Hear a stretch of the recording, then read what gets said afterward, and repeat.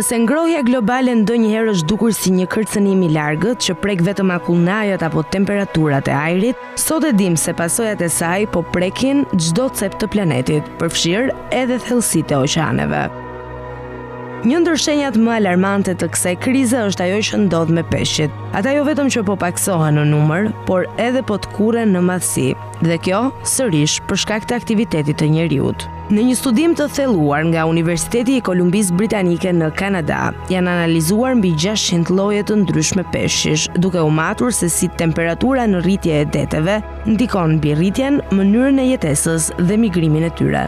Rezultatet janë shqetësuese. Deri në vitin 2050, nëse ndotja dhe ngrohja vazhdojnë me këtë ritëm, shumë lloje peshqish do të humbin nga 14 deri në 24% të madhësisë së tyre.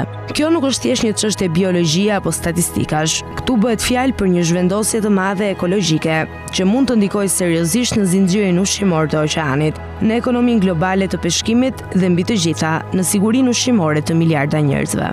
Peshqit, si të gjitha krijesat e gjalla, janë të varur nga oksigjeni për të jetuar dhe për të rritur. Kur ujë ngrohet, sasia e oksigjenit që mund të mbajë zvoglohet. Kjo do të thotë që në detet e oqeanet më të ngrohta, peshqit përballen me mungesë oksigjeni duke penguar rritjen e tyre të zakonshme. Për më tepër, temperatura më e lartë nxit metabolizmin e tyre.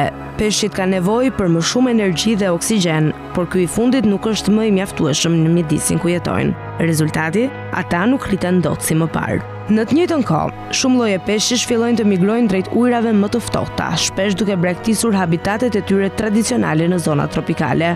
Kjo zhvendosje lë pas boshllëshje në ekosistemet ekzistuese, ndërkohë që krijon konkurrencë të re në rajonet ku mbërrin.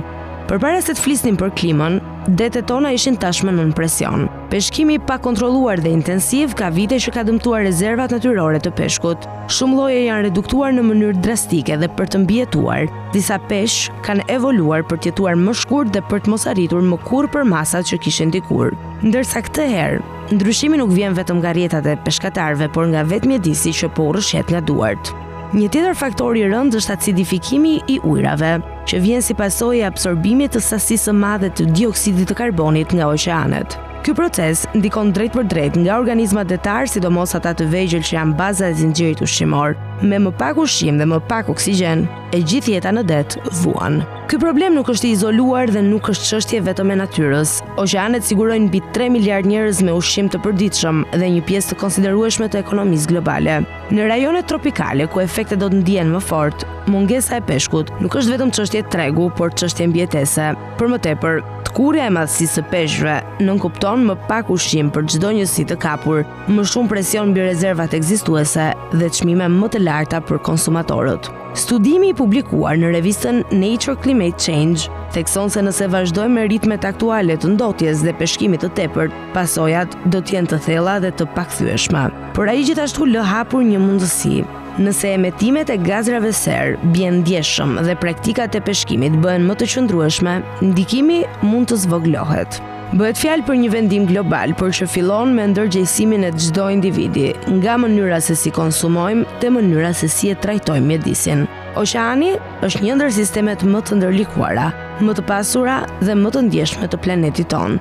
Ata na japin oksigjen, ushqim, klimë të qëndrueshme dhe bukuri të pashoqe. Të kujdesemi për to është një detyrë ndaj vetes, jo vetëm për të shpëtuar peshqit, por për të shpëtuar së pari veten tonë.